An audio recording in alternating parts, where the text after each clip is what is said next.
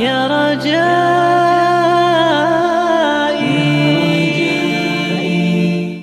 قبل ان يرتد الیک طرفک، آپ اپنی آنکھ نہیں جھپکیں گے میں لے آؤں گا۔ قرآن ہے، اللہ کا کلام۔ فرمایا لاؤ، اس نے کہا لیجئے، رکھا ہے۔ فرمایا لاؤ، اس نے کہا لیجئے، رکھا ہے۔ حضرت سلیمان یہ نہیں فرماتے ہم نے تمہیں جاتے ہوئے نہیں دیکھا، تم وہاں پہنچے کب؟ پھر لازمی بات ہے وہ تخت ہے، اس کی کوئی سیکیورٹی ہوگی، وہاں حفاظت کے لیے سپاہی ہوں گے، تجھے کسی نے روکا نہیں، تو نے اکیلے نے اس کے پائے جو زمین میں گڑے ہوئے تھے نکالے کیسے؟ اتنا بڑا تخت تو اکیلا لایا کیسے؟ اگر سوال کرتے آج لوگ کہتے کہ وہ کرامت نہیں جانتے تھے، کیونکہ کرامت اللہ کا کام ہوتا ہے، ظاہر ولی سے ہوتا ہے، معجزہ اللہ کا کام ظاہر نبی سے ہوتا ہے، تو وہ کرامت کی حقیقت نہیں جانتے تھے، انہوں نے نہیں پوچھا۔ کیا فرمایا؟ ھذا من فضل ربی، یہ میرے رب کے فضل میں سے ہے، یہ میرے رب کے فضل میں سے کچھ فضل ہے۔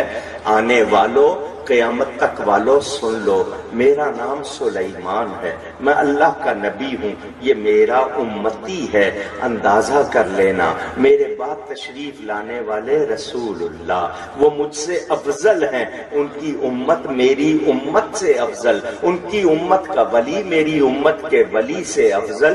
جب میری امت کے ولی کی یہ شان ہے، نبی پاک کے امت کے ولیوں کے سردار غوث اعظم کی کتنی شان ہوگی۔ اتنے میں جلاد نے پیچھے سے دھکا دے دیا، جب وہ نیچے گئی تو حضرت شاہ نقشبند بخاری نے پکڑ کے آرام سے زمین پہ رکھ دیا۔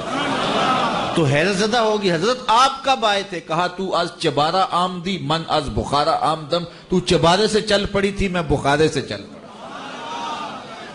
آج لوگ کہتے ہیں یہ کس جہان کی باتیں سنا رہے ہو، ایسا کیسے ممکن ہوا؟ میں کہتا ہوں بتاؤ نا، وہ تخت بلقیس بنی اسرائیل کا ولی کیسے لے آیا؟ تو جب اللہ نے بنی اسرائیل کے ولیوں کو یہ طاقت دی ہے تو محمد عربی کے ولیوں کو کتنی طاقت عطا فرمائے۔ قرآن حکیم میں ملکہ بلقیس سے متعلق ایک واقعہ آیا ہے جس کا تخت بڑا مشہور تھا، اور اسی تخت کو سیدنا سلیمان علیہ السلام نے اٹھوانے کا ارادہ کیا تو ایک ولی اللہ حضرت آصف بن برقیہ رحمہ اللہ نے آنکھ چپکنے سے پہلے اس وزنی تخت کو وہاں حاضر کر دیا۔ اس واقعہ میں سے صوفیہ نے اپنے بزرگوں کی کرامات کا ثبوت اخذ کیا ہے، اور ان کا دعویٰ ہے کہ امت محمدیہ صلی اللہ علیہ وسلم کے اولیاء اللہ ہر حال میں سیدنا سلیمان علیہ السلام کی امت کے اولیاء اللہ سے افضل ہیں، اس لیے وہ بھی سب کچھ کر سکتے ہیں۔ اس حوالے سے علی بھائی کا کیا موقف ہے؟ قرآن و حدیث میں تو آصف بن برقیہ کا نام ہی کوئی نہیں آیا۔ یہ تو تخت بلقیس والا ایک واقعہ ہے سورہ نمل کے اندر، کہ وہ ایک ایسا شخص جو حضرت سلیمان علیہ السلام کا درباری تھا، اس نے کہا کہ میں پلک جھپکنے میں تخت بلقیس کو لے آؤں گا۔ اس میں الفاظ ہیں کہ ایک ایسا شخص جس کے پاس کتاب کا علم تھا، یہ تو اسرائیلی روایتوں میں ملتا ہے، اس کا نام آصف بن برقیہ تھا۔ قرآن نے اس کو ضروری نہیں سمجھا کہ وہ انسان تھا، فرشتہ تھا، جن تھا، اس سے کوئی غرض ہی نہیں ہے۔ میرا یوٹیوب کے اوپر ایک کلپ ہے تخت بلقیس کا واقعہ، وہ آپ یوٹیوب کے اوپر جا کے دیکھ لیں، اس میں نے ڈیٹیل کے ساتھ اس واقعے کو جو صوفیاء اپنے یعنی سپورٹ میں استعمال کرتے ہیں اور کہتے ہیں ایک نگاہ ماری تھی، یہ کر دی تھی، وہ کر دی تھی، وہ فرشتہ تھا، پیغمبر تھا، واللہ عالم کون تھا، اس کے پاس علم تھا، اس کا علم تو ثابت ہے۔ آپ نے اپنے بزرگوں کا علم ثابت کروانا تو سر بزرگ لے آئیں، تو وہ آ کے غائب کر دیں چیزوں کو۔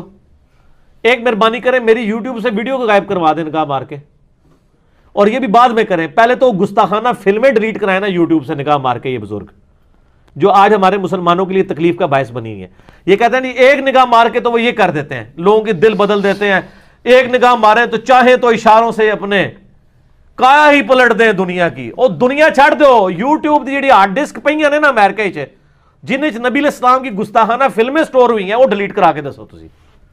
اے ہن بزرگی چیک کر لینے، اے گھوڑا تے اے میدان۔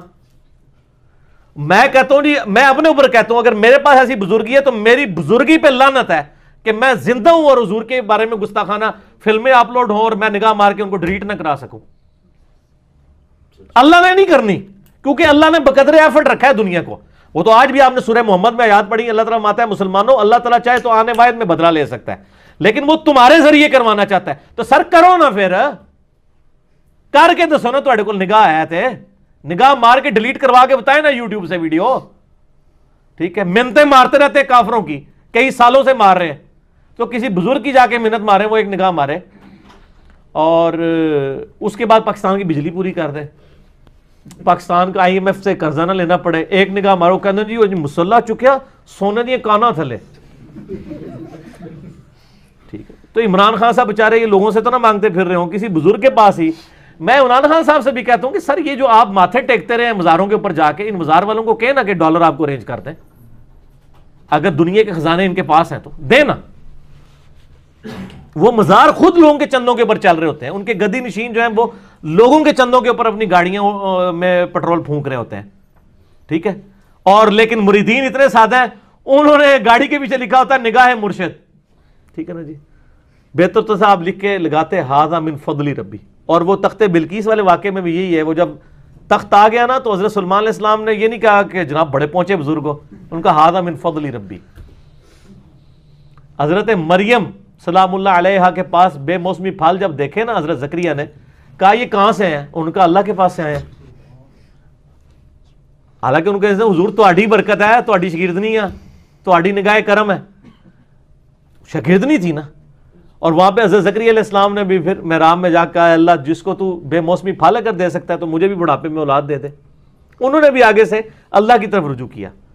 تو ھذا من فضل ربی کو لے کے چلیں, بزرگوں کو چھوڑیں.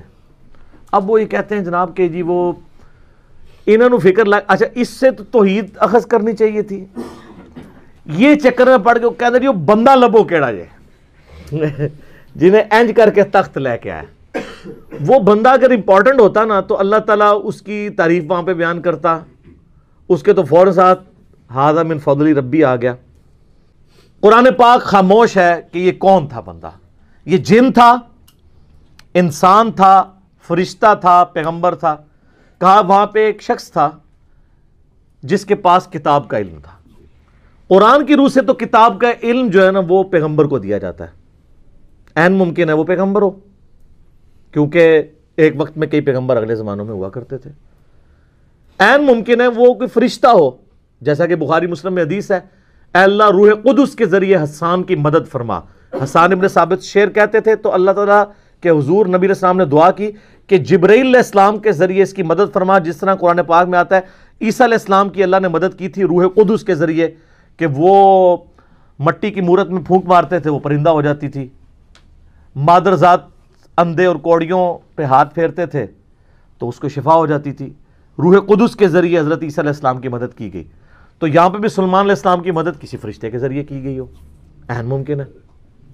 اور امام فخر الدین رازی المتوفا 606 ہجری, جنہیں صوفیاء بھی امام مانتے ہیں اور علماء کا طبقہ بھی امام مانتا ہے,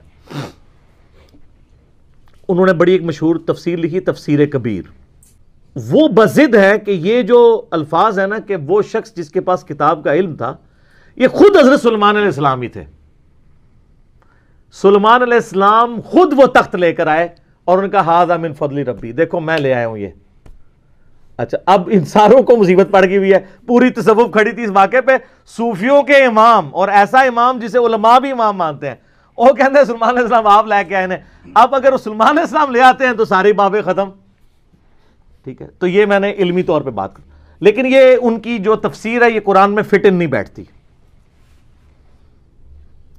قرآن پاک اس معاملے کو اس سے زیادہ اہمیت نہیں دیتا کہ اللہ تعالیٰ کی قدرت کا اظہار ایک شخص سے ہوا جو حضرت سلیمان علیہ السلام کا درباری تھا, چاہے وہ جن تھا, فرشتہ تھا یا کوئی پیغمبر تھا, انسان تھا, کوئی بھی تھا. اس کے بعد ہمیں رویہ بتایا گیا کہ ہم نے اللہ کی طرف رجوع لانا ہے. یہ نہیں کہا گیا کہ اس سے آپ نے اپنے بزرگ بابے ثابت کرنے ہیں. یہ بالکل غلط ایٹیچیوڈ ہے. اور اس کے اوپر یہ ڈاکٹرن کھڑا کرنا کہ جی حضرت سلیمان علیہ السلام کے امتی کی اگر یہ شان ہے تو نبی علیہ السلام کے امتیوں کی شان اس سے زیادہ ہوگی. شان زیادہ ہونے کے لیے کمالات کا زیادہ ہونا ضروری نہیں ہوتا. قرآن تو شان کی بنیاد علم بتاتا ہے, اور اس کے بعد اگر آپ کی نسبت بھی ہے, جیسے نبی علیہ السلام کو اللہ نے اگلی امتوں پہ ان کی امت کو فضیلت دی ہے نبی علیہ السلام کی وجہ سے, کنتم خیر امت اخرجت للناس. اور نبیوں والا کام دیا ہے، تأمرون بالمعروف وتنہون عن المنکر وتؤمنون باللہ. تو یہ اس قسم کے رزلٹ نکالنے کی کوشش کرتے ہیں. تو میں اب ان کو سمجھانے کے لیے ایک بات کر رہا ہوں.